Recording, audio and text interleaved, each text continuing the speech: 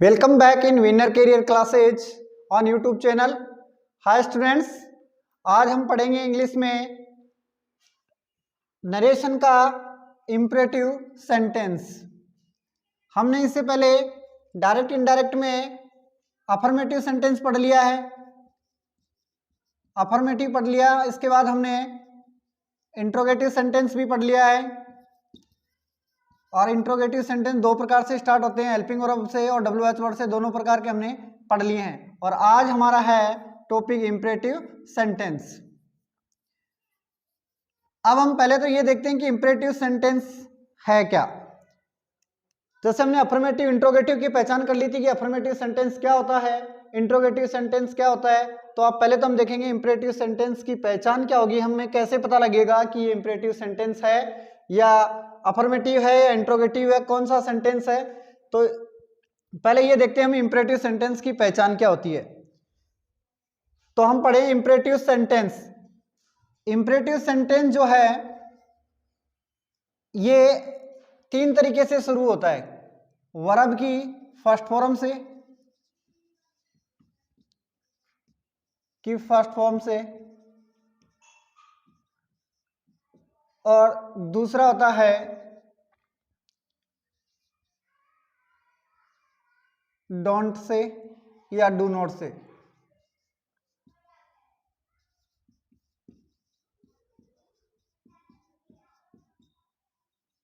और प्लीज या काइंडली से।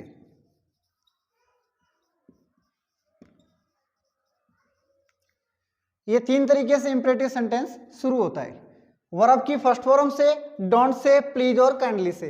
इसमें सब्जेक्ट जो यू होता है वो छिपा हुआ रहता है, यू इसमें सेंटेंस में लिखा नहीं जाता है। इसके लिए पहचान, किसी भी सेंटेंस के अगर शुरू में वर्ब की फर्स्ट फॉर्म आ रही है और लास्ट में अगर फुल स्टॉप आता है तो वो वाक्य होगा इंपरेटिव सेंटेंस। या कोई डोंट से शुरू हुआ, अगर डोंट से वाक्य शुरू होके अगर आगे उसके सामने ये क्वेश्चन मार्क आता है तो वो वाक्य हो जाता है इंट्रोगेटिव सेंटेंस। लेकिन अगर डोंट से वाक्य शुरू हुआ और उसके अंत में अगर फुल स्टॉप आता है तो वो सेंटेंस होता है इंपरेटिव सेंटेंस। और प्लीज या काइंडली जो वाक्य के स्टार्टिंग में आते हैं और लास्ट में फुल स्टॉप आता है तो वो वाक्य भी होता है इंपरेटिव सेंटेंस। इसलिए ये इंपरेटिव सेंटेंस जो है ये तीन तरीके से शुरू होता है, वर्ब की फर्स्ट फॉर्म से, डोंट से और प्लीज या काइंडली से। ये तो है इस वाक्य की पहचान इंपरेटिव सेंटेंस की। अब हम देखते हैं इसका इनडायरेक्ट बनाने के नियम। ये सेंटेंस जो है ये रिपोर्टेड स्पीच के भाग है। रिपोर्टेड स्पीच जो है वो उसके वाक्य 5 प्रकार के थे, उसमें से हमने अफर्मेटिव पढ़ा है और इंट्रोगेटिव पढ़ा है। अब आज हम पढ़ रहे हैं इंपरेटिव। तो पहले तो हम इसके रूल देखते हैं बनाने के, कि सबसे पहले रिपोर्टिंग वर्ब को उसमें कैसे बदला जाता था और इसमें कैसे बदलेंगे, और कंजक्शन इसके बीच में क्या लगाएंगे रिपोर्टिंग वर्ब और रिपोर्टेड स्पीच को जोड़ने के लिए। ये सारी चीजें अब हम पढ़ने वाले हैं।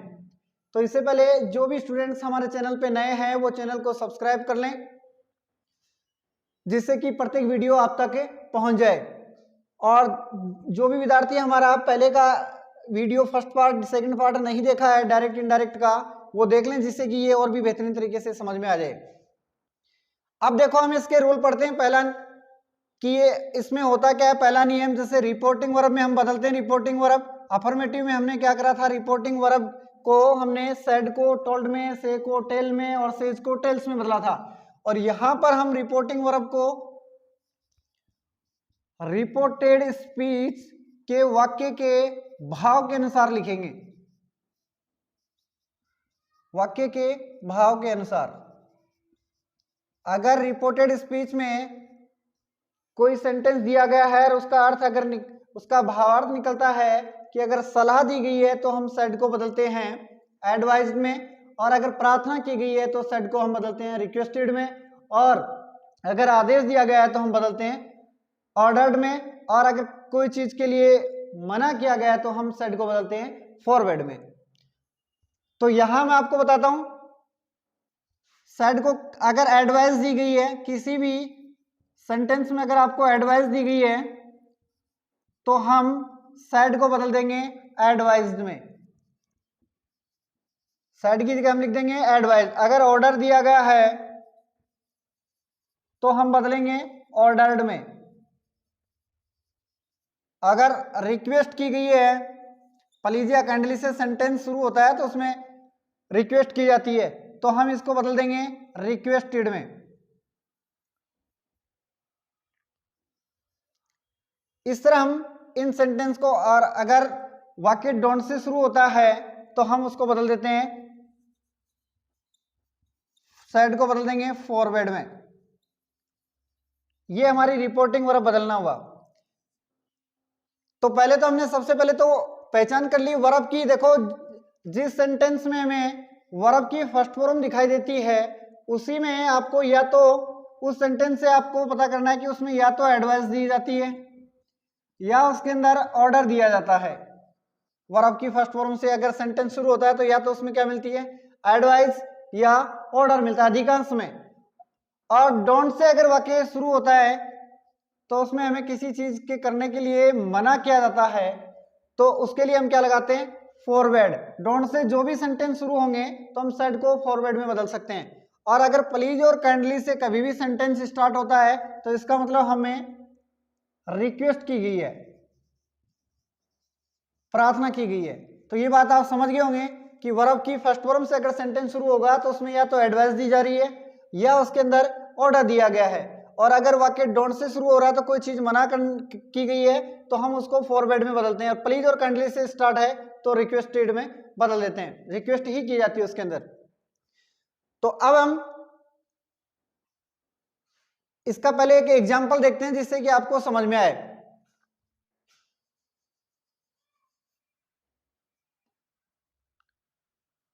He said to me, he said to me,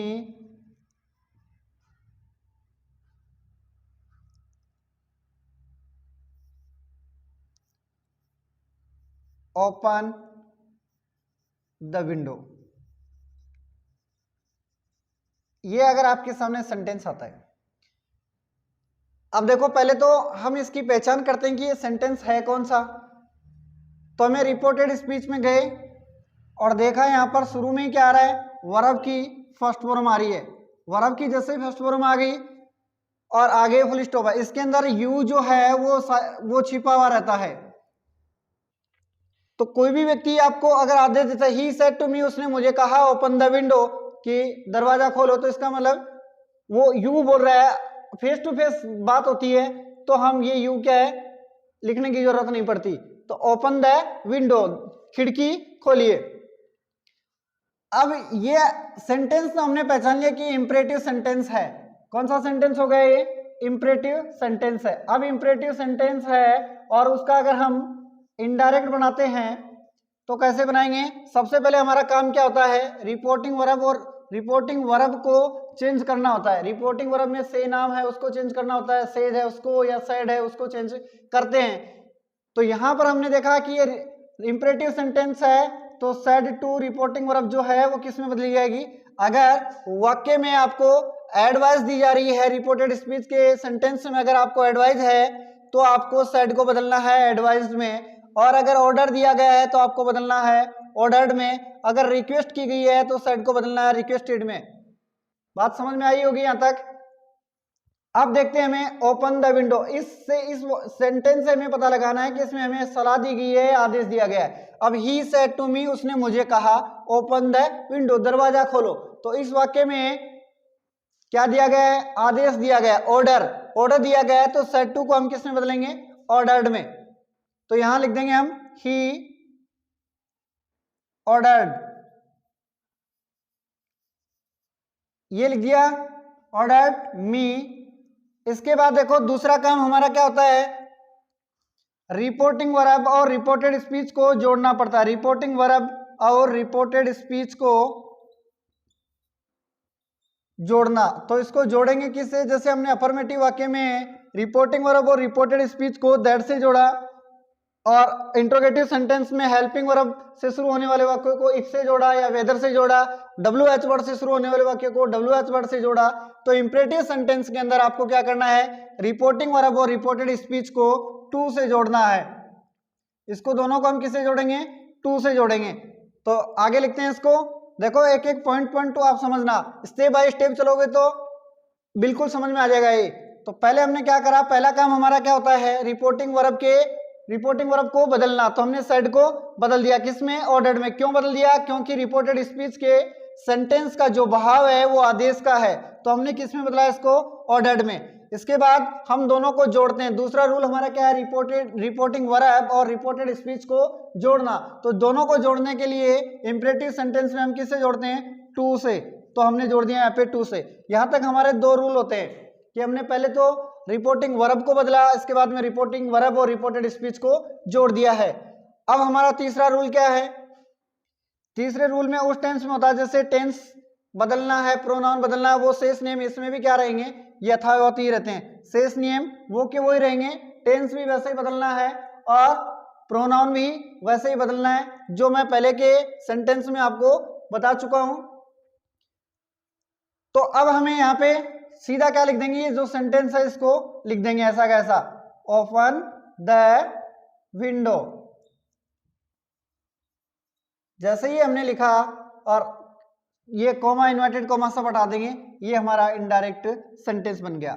मतलब इसमें दो नियम बदले हमारे, कौन से, तो सेड को बदलना और रिपोर्टिंग वर्ब और रिपोर्टेड स्पीच को जोड़ना। तो एक वाक्य हमारा हो गया वर्ब की फर्स्ट फॉर्म वाला। इसके अलावा हम देखते हैं, जैसे किसी में सलाह दी जाती है वो देखते हैं। ये आप समझ गए होंगे शायद।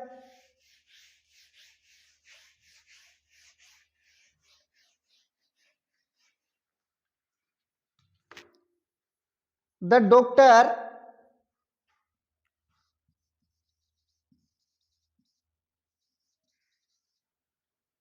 doctor said to the patient,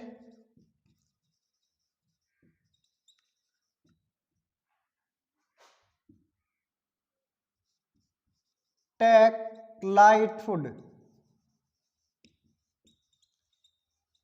ये सेंटेंस हमारे पास। अब देखो, the doctor said to the patient, पहला काम हमारा क्या है, रिपोर्टिंग वर्ब को बदलना। और इधर हम रिपोर्टिंग वर्ब, मैंने उसमें बताया आपको कि अगर रिपोर्टिंग वर्ब में कुछ बदलना है तो रिपोर्टेड स्पीच के अनुसार बदलेंगे, और रिपोर्टेड स्पीच में कुछ बदलना है तो रिपोर्टिंग वर्ब के अकॉर्डिंग बदलेंगे। तो जैसे हमने देखा ये वाक्य है इंपरेटिव सेंटेंस, क्योंकि वर्ब की फर्स्ट फॉर्म आ रही है तो सेंटेंस हो गया इंपरेटिव सेंटेंस। तो हम इसको बदल देंगे। पहला काम हमारा क्या है, रिपोर्टिंग वर्ब के साइड को बदलना। तो हमने देखा है the doctor said to the patient, doctor ने मरीज से कहा टेक लाइट फूड, हल्का भोजन लेने के लिए। हल्का, तो इसके मतलब इस सेंटेंस में टेक लाइट फूड, अगर डॉक्टर किसी भी पेशेंट को कह रहा है हल्का भोजन लेने के लिए, तो वो आदेश तो नहीं दे रहा होगा, वो इसके अंदर सलाह देता है, एडवाइस देता है। तो यहां हम सेड टू को किस में बदल देंगे, द डॉक्टर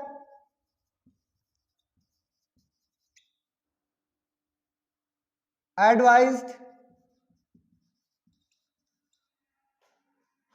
द पेशेंट। तो ये यहां तक हमने कर दिया। इसके बाद हमारा दूसरा काम क्या है, रिपोर्टिंग वर्ब और रिपोर्टेड स्पीच को जोड़ना। तो जोड़ेंगे किसे, हम टू से जोड़ देंगे। तो टू के बाद जो से ये रिपोर्टेड स्पीच का वाक्य है इसको लिख देंगे, टू टेक लाइट फूड। तो ये बन गया हमारा इनडायरेक्ट नरेशन। इस तरह से हम बना लेंगे। तो अभी हमने वर्ब की फर्स्ट फॉर्म से शुरू होने वाले वाक्य पढ़ लिए। मैंने बताया तीन तरीके से शुरू होता है, तो वर्ब की फर्स्ट फॉर्म से जो शुरू होने वाले हैं वो वाक्य हम पढ़ लिया है अभी तक। तो आई होप कि आप समझ गए होंगे। अब देखते हैं हम जो वाक्य डोंट से शुरू होते हैं वो कैसे होते हैं और कैसे उसको बनाया जाता है।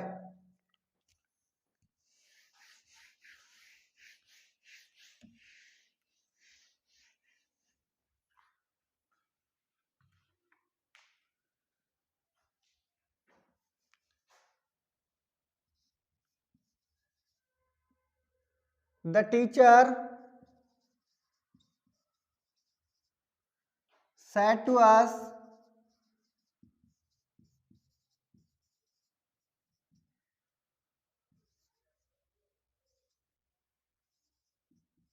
don't abuse anyone।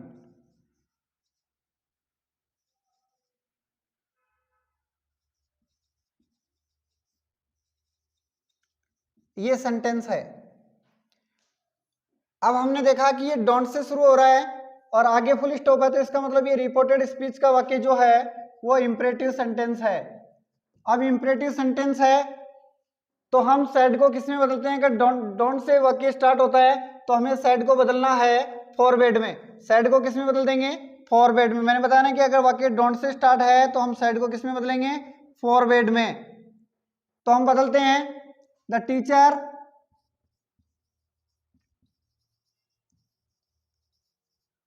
फॉरवर्ड अस, और आगे जोड़ देंगे किससे? टू से जोड़ देंगे।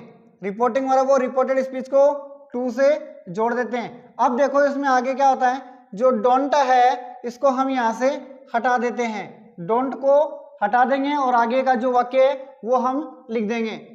डोंट का कार्य जो है अब ये फॉरवर्ड करता है, इसका मतलब मना करना ही होता है। तो the teacher forward us to, और अगर कभी भी डोंट से सेंटेंस स्टार्ट है तो हम उसका इनडायरेक्ट बनाते समय डोंट को हटा देते हैं, अस टू, और आगे लिख देंगे जो शेष वाक्य बच गया वो लिख देंगे अब्यूज एनीवन। ये हमारा इनडायरेक्ट सेंटेंस बन गया है। तो इस तरह से हम बना सकते हैं। हमने दो प्रकार के वाक्य पढ़ लिए अभी, वर्ब की फर्स्ट फॉर्म से शुरू होने वाले और डोंट से शुरू होने वाले। अब हमारा जो लास्ट सेंटेंस बचता है वो प्लीज और काइंडली से शुरू होने वाले सेंटेंस हैं। प्लीज या काइंडली से शुरू होने वाले सेंटेंस। तो प्लीज और काइंडली से शुरू होने वाले वाक्य को देखते हैं हम। देखो एग्जाम्पल के लिए हम लेते हैं he said to me, he said to me, please bring